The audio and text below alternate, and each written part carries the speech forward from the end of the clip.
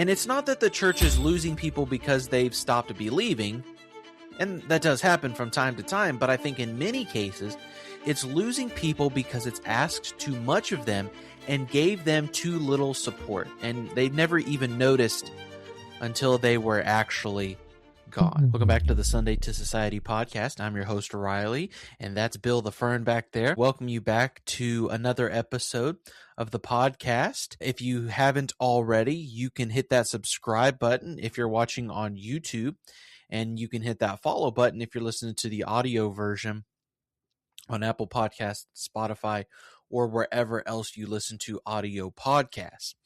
I want to open up our episode today with another scenario. And the scenario is this. You remember when you first got involved at your church? Maybe you moved to a new area, or your church was starting a new program, and you were excited for it. You were ready to volunteer for it. You signed up for everything, whether that be volunteering on Sunday morning, helping in a midweek program, leading a small group, serving on a hospitality team, maybe a combination of one of those. And at the beginning, you loved it, and you meant every single bit of it. But then somewhere along the way, you began to see that joy of serving in those ministries leave. In fact, it became more of an obligation to you. It got so bad to where you began to dread even going to church on Sunday. And then you begin to screen calls from that particular ministry leader. And then you begin to stop showing up. Not because of your faith dying, but because you were just so mentally, physically, and spiritually all wore out. I want us to discuss that topic today of church burnout. And today is going to be just the first part of a two-part. And we're going to look at exactly how bad church burnout actually is and why it keeps happening, what the role of the church itself plays in burning out of the very people it depends on. And then next week, we'll come back for part 2, and we're going to look at what God's word says about rest, limits, and what sustainable service actually looks like in a church. So we'll be diving into all of those different things over the next 2 weeks. So here's what's happening in our churches today, because not only are we seeing burnout from the church membership and the people who get involved from a week-to-week basis, but we are also seeing burnout on a pastoral level. So let's talk about that first, because the numbers and the statistics on the pastoral burnout are quite alarming. In fact, a study showed that 24%, so about 1 in every 4 senior pastors seriously considered leaving full-time vocational ministry in the year 2025. Now, this is down from the peak of 42% in 2022 when we were just coming out of the pandemic. And the stresses from that really came down as well. However, while this is an improvement, still 1 out of every 4 pastors today are still contemplating walking away. And really, this isn't a small number, is it? 1 out of every 4 churches that you drive past, wherever you're going on a weekly basis, the pastor there has considered leaving at one time or another the church in the last year. Now, this doesn't mean that they had actually left, but they at least considered leaving in the year 2025. Now, 67% of pastors believe that they must be available around the clock. And this, I think, is one of the contributing factors to why they believe they wanted to quit over the last year, because they felt like they needed to be available around the clock. And this is some sort of expectation, I think, that sometimes people have, or at the very least that pastors believe they have on themselves, is that they must be available for people at any time of day or night, no matter what day of the week it is, no matter what day of the year it is.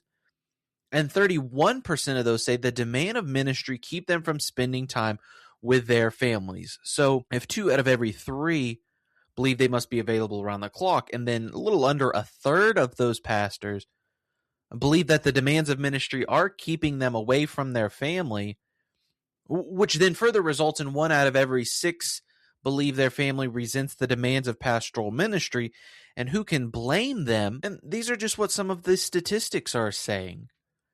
So when all of these are piling up with the feeling like they need to be available 24/7, and if a little under a third of them are saying that the demands are keeping them away from spending time with their family, it's no wonder that they feel so isolated. And then the burnout begins to creep in, and they feel like they need to leave for one reason or another. And then furthermore, it's not only affecting them in the burnout, but it's also affecting their family as well. And let's be honest, it's not just pastors who are feeling this type of burnout. It's also the volunteers who help keep the church going from week to week that are also feeling this same way as well. Because volunteering has dropped about 40% of the church membership in early 2020 to just 20% by 2022. Now, if you take notice of those years, you'll know that those years are during COVID.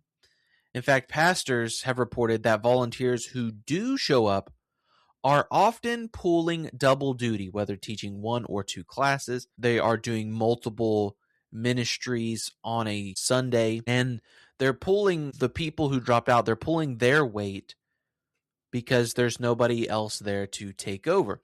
And the question is this: how long can they keep this pace up, pulling double duty? So if not only our pastors are feeling like they need to quit, and our volunteers as well feel like they're going to quit, what is going on here? But burnout is not just a sudden event. It's not something that's going to happen over the course of a week or two, but in fact, it's going to be something that is rather slow in unraveling. As we opened with our scenario at the beginning of the episode, it often starts with enthusiasm and willing to serve, and that joy begins to turn into exhaustion and one of obligation. What was once a joyful act of service now becomes a burden. And in fact, those people who once were volunteers now begin to feel frustrated, unappreciated, spiritually drained. And the list could probably go on and on from there. In fact, in the book Burnout, Stages of Delusionment in Helping of Professionals, there are really 4 stages of burnout. It's enthusiasm, stagnation, frustration, and apathy. And most churches only notice someone is burnout when they reach stage 4, and that is apathy. And by then, they've already mentally left. Now, they might be there physically, but spiritually and maybe even mentally, they are totally checked out.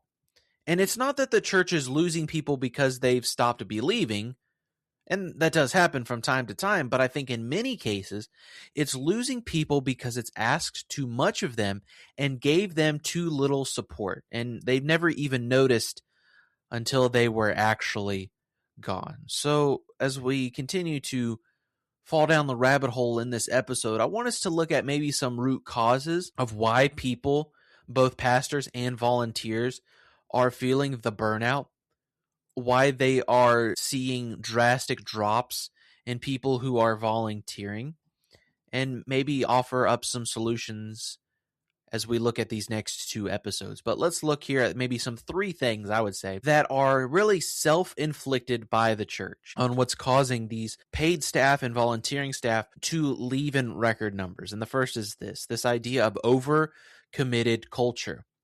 Because really, it's only been in the last 100 years or so that churches have packed their calendars with endless activities, things such as men's nights, youth events, trips like missions trips, youth trips, concerts, Easter concerts, Christmas concerts, mothers groups, midweek programs, and really the list could go on and on and on and on. And there's this expectation to be constantly busy, to constantly be doing something in the church. And really, if you look at your church's calendars, some churches have things going on 5, 6, maybe even 7 days out of the week. And it's keeping those volunteers who help run those ministries, it keeps them exhausted.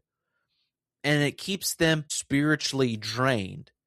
Because while the serving has increased drastically, the human capacity has not. And we've allowed all of these programs to reach into our church. And don't get me wrong, definitely not against having different programs. However, what I am against is packing in way too much and you're burning out your people. I read a book a couple of years ago called Simple Church, and I can't remember the name of the author off the top of my head. But in this book, the author suggests that the churches are doing entirely too much and we have worn our people too thin. And if we were to go back to what the root core values of the church is and the goals of reaching people the gospel, and if we go back to that and keep things simple, then we will be much more effective in reaching our community around us.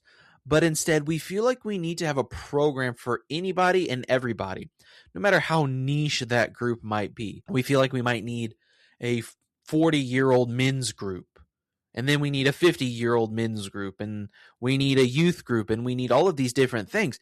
Again, I'm not against those in and of themselves, but I think that when we have packed our church's calendar with so many different programs and so many different endless activities, and we've worn our people thin, I think then we run the risk of losing them to burnout. So that's the first issue that I see that is a little self-inflicted, is that overcommit culture. But the second is this 2080 problem. Now, what do I mean by the 2080 problem? I've heard it my entire life, and chances are probably pretty good that you have as well, that in almost every church, 20% of the people do 80% of the work. Now, that's not statistically based, but the more churches that I've been in throughout my life, the more I see that actually is close to the case, that where 20% of the people do 80% of the work. And how did we get into that situation? Because it's the same faithful people week in and week out who get asked again and again, because leadership knows that they will always say yes, and they don't begin to develop new volunteers. They just go back to the same volunteers over and over again. And it has resulted in a small group of people who do volunteer who are pulling double, triple, or even quadruple duties on a weekly basis. It's led to this small group of volunteers feeling exhausted, overcommitted, and holding entire ministries on their backs until their backs begin to break. And this, again, is something that is self-inflicted on the church, so to speak, because we will go back to these same people over and over and over again, rather than try to develop new volunteers. I heard at one time in a seminary class that pastoral leadership is supposed to be like a basketball coach, or really any other type of sports coach.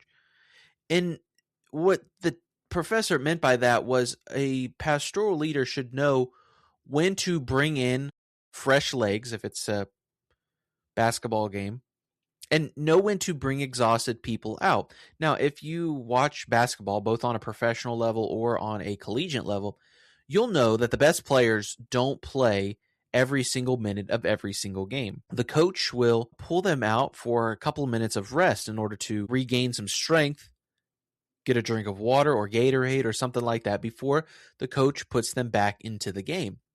Well, while the star players are resting on the bench, they will put in the backups, who will at least take some minutes away from the star players so that the star players can get a rest. And when the star players feel rested back up, they'll put them back into the game. And I think, how many times does pastoral leadership just keep their volunteers who volunteer for everything? In this analogy, we'll call them the star players. They keep them in the game the entire time and never pull them out, so that by the time you get to the end, they are totally exhausted, gasping for air, and just totally burnt out. Now, I'm a very big baseball fan. I love baseball. I watch it 5, 6, sometimes 7 days a week. But in baseball, you have your starting pitchers and you have your relief pitchers. You see, the starting pitchers, they will only pitch 1 out of every 5 days. Usually, the teams will have a 5-man starting rotation. But then you have your relief pitchers, who might only pitch for 1, maybe 2 innings at most, but they might pitch 1 or 2, maybe even 3 consecutive days. But after that, they have to have a rest, or else they are going to be least effective in their craft. especially when you get into a team's bullpen. Those are the arms that are designed to hold down games, to prevent teams from scoring late game runs. But unfortunately, pastoral leadership have left their star players in the game entirely too long, and it's leaving them burnt out. So we have the 2080 problem, but we also have no spiritual involvement in people serving. And what do I mean by that? What I mean is spiritual burnout is the number one cause of volunteer burnout. When churches don't pour into their volunteers spiritually, and really service becomes more of a transaction rather than a calling. And when it's like that, volunteers really, they have nothing left to pour out into the group of people that they are working with. And have you ever felt called to a specific age group or a specific ministry, and you jumped into that and you felt great enthusiasm and joy in serving in that particular thing? But when people are like that and the church doesn't spiritually enrich them, spiritually nurture to them, give them some spiritual investment, that's when our volunteers begin to get burnt out spiritually. And let's be honest, you cannot run on empty spiritually and call it faithfulness. We need to, as churches, do a better job of spiritually investing in our volunteers on a week-to-week basis. And I guess this can be done in a variety of different ways. And depending on the church size that you are in, this could be done in different ways, such as spiritual retreats for your volunteers, or spiritual enrichment classes and discipleship classes, and all kinds of different things. And if it's a smaller church, maybe it's having everybody in a combined Sunday school class for a week, both adults, children, and everybody. And so I guess you can get creative when it comes to something like this, but you can't allow your volunteer staff to run on spiritually empty. It's just not going to work very well. And it's most definitely not going to end very well at all. You know, I think we have sometimes as church leaders, we have this guilt factor. Maybe this is more so geared towards the volunteers, because many volunteers aren't sure they are even allowed to say to the pastoral staff that they are emotionally and mentally exhausted, because they feel like the burnout belongs to the paid staff who are getting paid to do this week after week. But what we don't see is that volunteer who's there every single Sunday, volunteering in a class or in some other form, is a mother of four with a full-time job who leads a women's group and shows up every single week anyway. And really, the church has kind of created this culture where admitting that you are spiritually burnt out or spiritually depleted feels like you're a failure. And I think that is something that is totally, totally wrong. In fact, it's not biblical and can be very, very dangerous. And we have kind of guilted our volunteers into feeling like if they say that they're spiritually burnt out, then the problem is with them, not necessarily that the church culture that is being put forth. And I think that's very wrong of us to do. Instead, we should at least feel comfortable enough for our volunteers to come to the staff and say, hey, I'll be honest, a little bit, I am spiritually burnt out right now. I've got too much going on in life, rather than try to fake it. And the church has a burnout problem. And really the first step in moving forward, if we're going to fix it, is even admitting that we've got one. So that's probably some of the root causes of what is causing church burnout. But what does God say about it? Because contrary to popular belief, God never designed his people for unsustainable, joyless, exhausted service. That's not how he created humans at all. In fact, the Bible makes that very clear. Let's look at a couple verses here. The first is found in Exodus chapter 18, verses 17 and 18. It says, "And Moses' father-in-law said unto him, The thing that thou doest is not good. Thou shalt surely wear away both thou and this people that it is with thee, for this thing is too heavy for thee. Thou art not able to perform it thyself alone." You know what Moses' father-in-law is telling him here? To just take a step back, know that the thing that you're trying to do is far too heavy and it's not sustainable for you alone. So you need some help. Because I bet that Jethro, Moses' father-in-law, saw Moses get burned out in real time. And let's be honest, Moses was leading what some people believe could have been several million Jews through the wilderness. And here he's telling Moses directly, what you're doing, the path that you are going down, Moses, is not sustainable. And it's what you are doing is not good. And it's one of these lessons here that we can learn from Scripture is that the greatest leaders need to have a sustainable leadership. They need to be in a spot where the pace that they are going on is something that is sustainable. And unfortunately, when we pack our church's calendar with all kinds of different events every single night of the week, that's not something that's sustainable. That's not something that even our volunteers can find sustainable because, well, remember, they've got full-time jobs that they have to work Monday through Friday. They've got to have time with their own families at home. They got to be able to have times where they too can decompress from work and from the work week and things like that. And we are asking for them to have multiple extra nights of the week at church serving in a ministry outside of Sunday. That's not a sustainable model at all. And so here we see that Moses' father-in-law is saying, Moses, the path that you're going down is one that's not sustainable. Let's look at the New Testament in Matthew 11, verse 28 and 30, where Christ says, come unto me, all ye that labor and are heavy laden, and I will give you rest. Take my yoke upon you, and learn of me, for I am meek and lowly in heart. And ye shall find rest unto your souls, for my yoke is easy, and my burden is light. Let's say you're in a spot right now where it feels like the ministry that you're in is beginning to burn you out. You're beginning to lose that joy.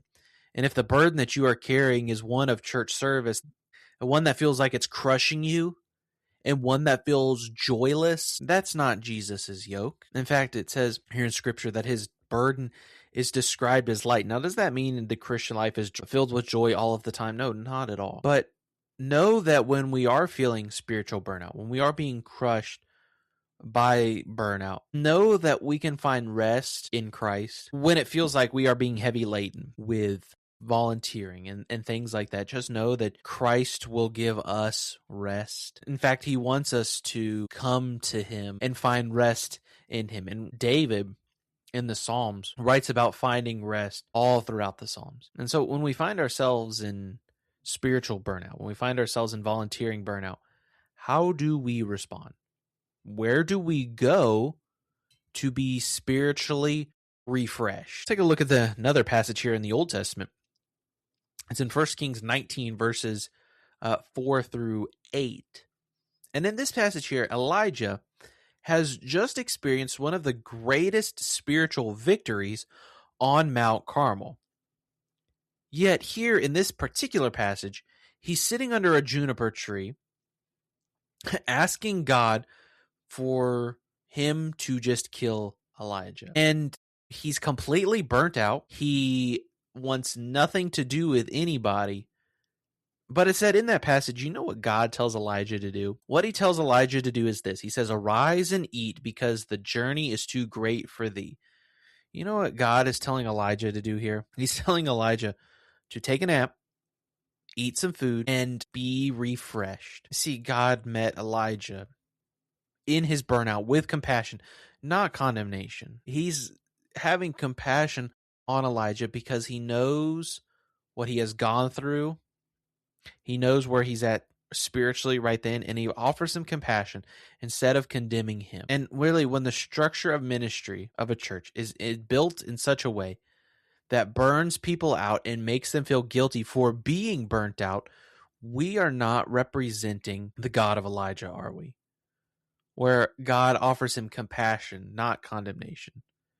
But if we built a culture where it feels like we condemn somebody who is spiritually burnt out, we are representing a system of getting stuff done rather than the system that God has put forth. So what do we do about this? And we'll talk about some more about this next week in our part 2. But what do we do? And really, I see 3 kinds of people who might be either experiencing burnout, who are in church leadership right now. And the first person is this, the person who is currently burnt out. And for this person, know that what you are feeling is real. Spiritual burnout is a very real thing. Just also know that despite what people might tell you, that you are not spiritually weak and you are not faithless. But instead, it's a reminder that we are human beings who gave more than you had, even if it was for longer than what was sustainable. So just give yourself the permission to rest. In fact, God says, as we looked at earlier in Matthew chapter 11, to go to him for rest. And know that when we go for rest, that God is not angry with you. Instead, he's waiting to meet with you under a juniper tree, like he did with Elijah. Here's to the church leader. The church leader is this. You have the responsibility to coach the volunteers that are serving under your leadership. Yes, you should all strive for a particular goal, but you should be protecting the people who are doing it, just like the coach tries to protect his players and not burn them out. What were to happen if a major league manager just kept sending the same relief pitcher out onto the mound day after day after day after day? Well, that pitcher wouldn't last very long. In fact, they would get so tired that their pitching would begin to suffer and they would allow plenty of runs, and their team wouldn't do that great because they kept giving up runs. But no, in order to protect those players, they have to put in new pitchers from time to time. Just like the basketball coach has to put out fresh legs onto the court so that his star players can get some rest. And it is our job as church leaders to protect the people who are doing and volunteering ministry. Because if it's the same 5 people who are running everything, that's not faithfulness. That's just a structural failure that is going to come crumbling down in just a matter of time. And really, it's costing the church people it cannot afford to lose. Because let's be honest, we all have people in our church who are faithful, who are there week after week, and who are serving faithfully. But what are we doing to protect those people so that we can prevent them from experiencing burnout? And the people who are experiencing burnout right now, name what is burning you out. Confide in somebody in that. Tell them why you're burning out and step back from one commitment without guilt and start to rest before you start with solutions. And really, if you feel like if I quit this ministry, then I'm going to feel guilt, maybe that's something that takes some time to walk through. When you go and you find rest and you get rest after being spiritually burnt out, and then you go back to the ministry that you are serving, and you will find a great renewal of strength and spiritual encouragement, and then you can lead in that ministry more effectively than you did beforehand. So we're going to come back next week for part number 2, where we're going to dig into what the Bible actually says about rest and limits and delegation and what it looks like to serve in a way that is sustainable, joyfully, and God-honoring for the long haul. Because we're not looking for people who are just going to serve for 6 months as hard as they can, and then we never see them ever again. No, we are looking for long-term solutions for people serving in ministries and what we can do to prevent them from being burnt out over a short period of time. We'll close with this verse. It's found in Psalm 127, verse 2. It says, "It is vain to rise up early and to sit up late, to eat the bread of sorrows, for so he giveth his beloved sleep." Christ wants us to find rest, but he doesn't want us to stay in rest either. He wants us to get rest and then get back to work, but do so in a way that's sustainable and that is not going to promote burnout. So maybe you yourself, or you know somebody yourself who is experiencing burnout right now, whether it be a volunteer or somebody on the pastoral staff. I hope you'll share this episode with them, and you'll share next week's episode with them as well. If you haven't already, I encourage you to hit that subscribe button if you're watching on YouTube. You can hit that follow button if you're listening to the audio version. You can also like us on our Facebook page at Sunday to Society Podcast, and you can follow us on our Instagram page at Sunday to Society. I hope you have a great day, and God bless.